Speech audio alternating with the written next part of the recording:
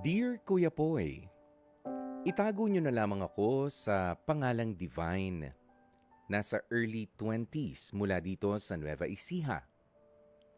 Aminado akong may itsura at balingkinitan ang katawan ko kaya hindi ko alam sa asawa ko kung saan ba talaga ako nagkukulang pa. Ang totoo po niyan, Kuya Poy, magdadalawang taon na rin kami ng mister kong itago na lamang rin natin sa pangalang Atom na kasal. At sa ilang taon na yan, ay pangalawang beses ko na ring nahuhuling naglolo ko ang magaling kong asawa. Akala ko, Kuya Poy, ay magbabago si Atom sa ginagawa niyang panloloko sa akin. Pero nagpapatuloy pa rin ito. At ang pinakamasakit pa sa lahat, talagang nakipagkita pa siya sa kanyang babae.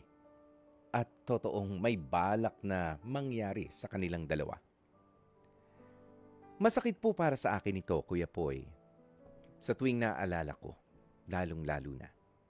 Hindi ko maiwasang manginig pero sa kabila niyan ay pinili ko pa rin na magpatawad dahil mahal at gusto ko pa rin na maging buo ang pamilya namin ni Atom.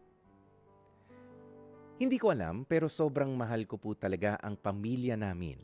Kaya kahit na wasak at durog ang pakiramdam ko ngayon, ay pinipili ko pa rin palagi ang pamilya namin. Pero nitong mga nagdaang linggo at mga buwan, matabang na rin ang pakikitungo sa akin ni Atom. Ramdam na ramdam ko po ito. Ultimo ang pangangalabit ay ako na nga ang gumagawa. Huwag lang niyang hanapin sa iba ang lambing na hinahanap niya sa kama.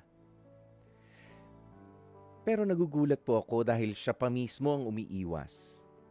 At madalas ko nga makita sa cellphone niya na mas pinipili niyang manood ng mga pangmatanda para mapaligaya niya ang kanyang sarili sa mabilis na paraan kesa sa sipingan ako bilang asawa niya. Masakit po sa loob ko na parang wala ng amor sa akin ang mister kong si Atom. Sinubukan ko na nga siyang kumprontahin pero wala akong napala. Tinawanan niya lamang ako na parabang nangiinsulto. Ang isa sa mga hindi ko makakalimutang ginawa sa akin ng asawa ko ay yung tipong akala ko nga ay maayos na kami. Dahil Kuya Poy, pagkatapos ng aking isang pangangalabit ay nagtagumpay naman kami na may nangyari nga sa amin. Pero habang parehas namin ang gusto o parehas naming gusto ang ginagawa namin, ay bigla na lamang lumabas sa kanyang bibig ang isang kahilingan. At ang sabi niya, kung pwede raw ba, ay bigyan ko siya ng laya para maghanap ng ibang babae na pwedeng makatabi niya sa kama. At kung kaya ko nga raw, ay pagsasabayin niya pa kami. O kung hindi man, ay pinapayagan din naman niya ako na maghanap ng ibang lalaki para quits lang daw kami sa pagsiping sa iba. Sa puntong iyon ay hindi ko alam ang isasagot ko at ang gagawin ko, Kuya Poy.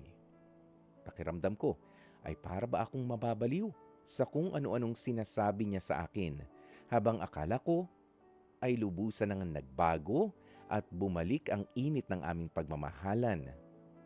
Inakala ko rin na tumatatag na ulit ang relasyon namin ni Atom. Pero sa huli, ay bigo at nagulantang pa nga ako. Sa totoo lang, litong-lito na ako sa kung ano ba ang gagawin ko. Sana po ay matulungan ako ng inyong programang Heart to Heart. Sakaling makarating po sa inyo ang kwentong ito, umaasa po ako sa inyong payo. Pangit man ang karanasan ko ay nagpapasalamat na rin ako sa pagkakataong mapili ninyo ang istoryang ito. Hanggang dito na lamang. Lubos na gumagalang, Divine. Napakinggan nga po natin ang kwento na ibinahagi sa atin nitong si Divine tungkol sa kanyang problema sa kanyang asawa. Asawa, kasal po sila. Meron silang pamilya na binubuo. Ayan, pero napansin niya po na walang gana na sumiping na sa kanya itong kanyang asawa at nahuli niya pa na merong pambababae rin na ginagawa. And worse, kung akala natin nung nahuli na, tumigil na, hindi. Meron pang special request, meron pang kahilingan na kung pwede raw ba ay ang tawag po dito ay yung open relationship na ibukas nila ang kanilang marriage, ang kanilang married life doon sa mga pwede pa na maging sexual partner. Aba, napakadelikado po niyan sa mga kapatid natin, Alam mo, unang-una ko talagang gustong sabihin kanina, Divine, sabihin mo kay Atom, you've been watching too much porn. Porn addiction ang tawag dyan. Okay? Obserbahan mo rin itong si Atom kung siya ba ay niyayaya ka na pumayag na magkaroon ng multiple partners sa relationship ninyo or kahit may isa lang, if only to legitimize an affair na gusto niya. Ha? Hindi yan healthy. Of course, merong mga gumagawa niyan. Okay? Hindi natin alam kung sino merong gumagawa niyan. Pero para i-legitimize yung affair, payagan siya na makapambabae, teka lang. Kung ang sinasabi ng puso mo ay no, ang sasabihin din dapat ng bibig mo ay no. 'Di ba? At sa pag-iisip mo at sa kasanayan mo, sa pagkakakilala natin sa mga magulang natin, no. 'Di ba? Hindi iyan pwede. Kahit pa nga mahal mo itong si Atom. Okay? Kasi alam nyo, ang problema dito sa ikinwento ni Divine is not with Divine. Akala nga ni Divine may kulang sa kanya. Walang kulang sa'yo, Divine. Ha? Ito ang ipasok mo dyan sa isip mo. Walang kulang sa'yo. Ang may problema, si Atom.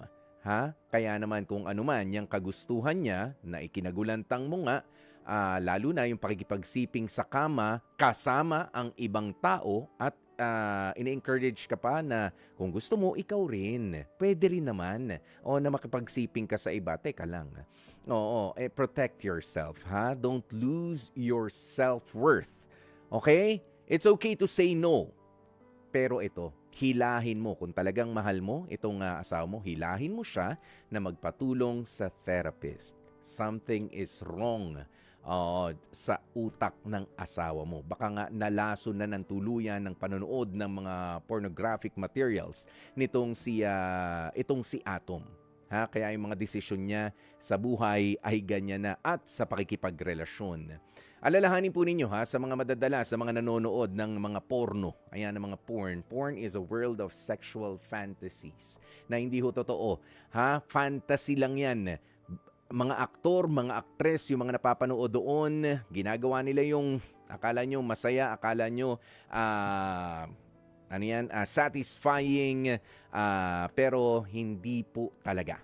Okay? Hindi po talaga. Mga actors and actresses po yan. Bayad sila sa ginagawa nilang yan. Pero kung gagawin ninyo sa totoong buhay, hindi. Hilahin natin pabalik sa realidad itong si Atom Divine hanggat maaari. Ngayon, kapag ipipilit niya yan, pwede nga na merong legal na aksyon ka rin na gawin. Okay? Lagi mong tatandaan, asawa mo siya, legally kayo ay merong responsibilidad sa isa't isa. Pinagpatuloy niya ang pambababae niya o kaya naman ipinipilit niya na manlalaki ka. Bumisita ka na, makipag-usap ka sa attorney. Pwede yun. Kung mapilit talaga siya at ayaw magpa-counsel o ayaw magpa-therapy. Pero sa ngayon, Divine, kumalma ka at isipin mo, baka meron lang siyang gustong ipasok sa relationship ninyo na karelasyon niya na pala talaga noon. Gusto niyo lang maging legit yung pagpasok ng kung sino man iyon. At dyan na nga po natin tatapusin ang ating Dear Kuya Poy. Mga kapatid, dito tayo sa totoo. Dito na tayo sa True FM. Mag-subscribe at mag-follow na sa social media accounts at True Network PH sa FB, Instagram, X na dating Twitter, YouTube, TikTok, and podcasts. Dito tayo.